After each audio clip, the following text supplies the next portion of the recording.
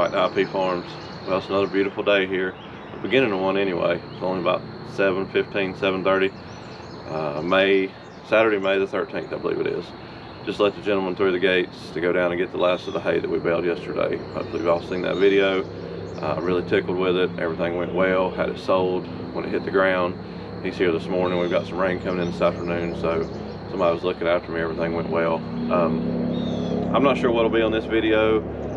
We've got to go get a few things. Hopefully my buddy will help me today that are not really farm equipment, but they're kind of farm related. Possibility of doing a little flip on some of them to make a little bit of money. It's kind of one of those deals. I needed one and I had to take all kind of thing. So I might bring you along for a little bit of that or explain a little bit afterwards and see what happens. So stay tuned, guys. We'll see how the day progresses and what happens over the next few. All right, guys, looks pretty bare up there, doesn't it? Don't pay attention to that little tank over there on the right that is halfway fabricated on the service truck. That did not go well. Long story, not even getting into that. Just try to be a temporary fix. Of course, the generator's out of its home. Look over here at this assortment of air compressors and tanks. The two on the right is what I was talking about going to get. I needed one or two of them. I had to take all of them. I'll throw a picture up here. That's quite the trailer load of tanks. But I have to say that's one of the best pennies on the dollar purchases I've made so far. I think I can flip these pretty easily and possibility of making some good money. If not, I will be able to make substantial money, I think, on them compared to what I have in them. Of course, there's mine with the rusted tank, and there's the other tank that we were going to use. I just cannot wrap my head around that. I don't like that tank. I don't like the way it looks. I don't like it standing up vertical. I don't like it sitting horizontal. It doesn't have feet on it. I know that's silly, I know that's stupid, but that's just the way my mind works. So, I'm pretty aggravated, honestly. I don't know if I'm going to double these tanks up and use two of them and build me an engine bracket, or if I'm just going to say the heck with all of it and take some of the money that I made on other stuff and all the money that I've saved on the other pennies on the dollar purchases and go buy a new one. I don't know, I'm up in the air. So I'll give you guys an update on what's going on right now in my mind. So we've got things to go pick up and things to do, and I really need the air compressor, so I got to make a decision pretty quick. So stay tuned, I'll keep you informed. Well, that was a quick little clip, I know, but look. There's nothing in the back of the shop that you saw earlier. Huh. Yep, send it all down the road. Let me get situated here and I'll show you what our plans are. Not exactly what I had talked about earlier, but close enough for me. Alright, well, looky on the side of the truck there. I got busy with cutting and fabrication, just forgot all about turning the camera on or telling you anything about what we were doing. Just bit the bullet and went ahead and went with a factory unit. That's not new, by far not new. But 49 hours on it, cranks on the first pull, builds the air, shuts off, it's quiet, it's smooth, right up my alley. Auxiliary tank here, one of the 31 that I bought the other day, I showed you a picture of earlier. We're cutting some feet off and welding it on here. That tank will be bolted in front of the generator just like the other one was. We'll plumb it in so we'll gain two gallons of air versus what I had in here. The other part that I loved is that I can reach everything from out here and not have to go up top. The exhaust goes way out. It's never going to blow on my face anymore. I can pull it right here. Here's the unloader. We've got the gauges up here. I'm going to turn this one out with my 1/2-inch quick connect, and I'm going to turn that one down 90 and go over to my reel. I'm really liking this setup. I'm not spending that kind of money on a brand new compressor. There's too many other things I need besides that. But I need this going ASAP to go get the planter. I've got some big bolts to take apart and to be working on the combine. So right now, when I bolt that one down tomorrow, it's ready to go. All this other I can work on as time goes along and plumb it in. So did I mess up building my compressor the first time? No, not at all, because I had less than about $180 in that compressor set up the way it was. And I made a substantial amount of coin today on it, and that was basically paid for this one right here. I've got very little money in this compressor and the setup that I'm rigging up here. So that's how I do things. That's where the pennies and dollar phrase comes from. I had no intentions of getting rid of mine. It just really aggravated me with the tank situation, and that motor, the motor just doesn't run as smooth as those 212s. It was the bigger 224 or something like that. Just never did run smooth. Vibrated the truck like crazy. So anyway, stay tuned, guys. We're gonna see what else we can get into, and I'll bring you back for more soon.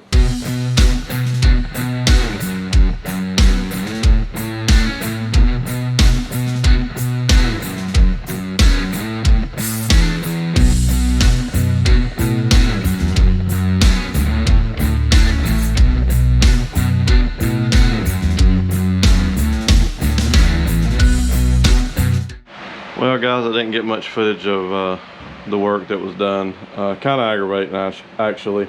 We ended up getting it bolted down. I didn't put rubber under it to begin with. I had it cranked up on the truck. It didn't vibrate. Well, once I bolted it down, it vibrated way too much. So pulled it back loose.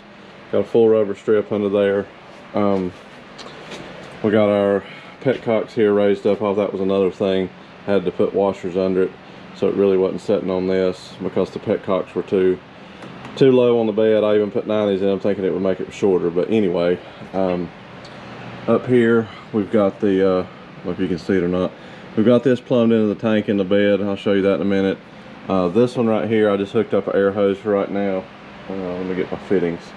We're gonna have a, we're gonna 90 it like that out, and it'll have the 1/2 inch connector on it for my 1/2 inch hose. So if I want to run it straight, you know, off of that with the impact like the other one, but I can do everything from out here. So let me take you in the bed here and show you what we've done. Well, here's what we ended up doing, guys.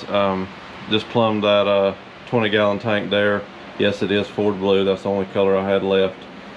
Plumbed that into the air compressor, and then my 100-foot hose reel over here is plumbed into that, kind of like it was on the other compressor. I got a valve there so I can shut that off if I want to. That hose does take up a lot of air, and if something happens, like I said, blow out this hose, I've got to do something with it anyway. I think that's the problem right there. If you can see that, I don't know if you can see that or not, hopefully, but it's about doubled over and pinched right here. It's just not, it doesn't kink and doesn't twist, but it's very too flexible almost, because I unraveled it today and it was almost mashed flat with no air in it. So I don't know, we'll address that, but I went ahead and did everything. So the only thing I got left now is that 1/2 inch fitting over there like we talked about, and I'm sure that that'll get used most of the time with the compressor, and then this hose over here, of course, for blowing things off, airing up tires and whatnot. So pretty good there. It helped my field of view quite a bit. We'll put the acetylene tank here, it's short, and then the oxygen tank will lay down over there. Hose reel here right behind the acetylene, because the exhaust comes out of the generator over there, and I think we'll be good, guys. That'll pretty much do me. I was gonna put this on with picking up the planter video, but I think I babbled on quite a bit, so let me get situated, and I might just call this one a video. All right, guys, we're gonna wrap this up, call it good. Not much headroom here. Not a whole lot of footage either on this one. Got a little aggravated working on the unit. Lots changed here on the service truck for the good. I like the setup now. I like the visibility. I really did not like not having that. We've already talked about that. Probably put some hydraulic lines on it if the tank continues to work out like it's supposed to. Really need to get this rigged up right now for the corn planter retrieval. I've got to pull the hitch and everything apart on it, so it'll come in handy with that, with a big air gun, 1/2 inch line. Have my generator run my fan. It's gonna be hot. I'm sweating like a dickens now. But anyway, stay tuned. We've got to go down and work on the gleaner too.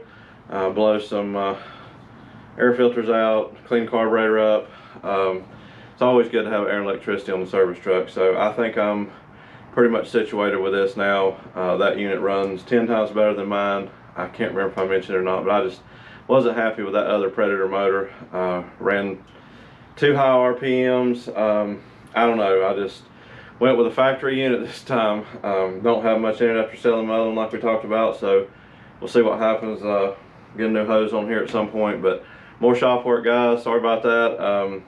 But I've got to get to the bottom bottoms back on the plow and change those bolts out, and that thing is so aggravating to hook up and unhook by myself. So now we can go around back and use the impact gun on that. So definitely need the air compressor going. That's why I had it to begin with, but change things up. So any of you guys got any questions, don't hesitate dropping them down in the comments. I'll answer them best I can. Really appreciate all the new subscribers coming over.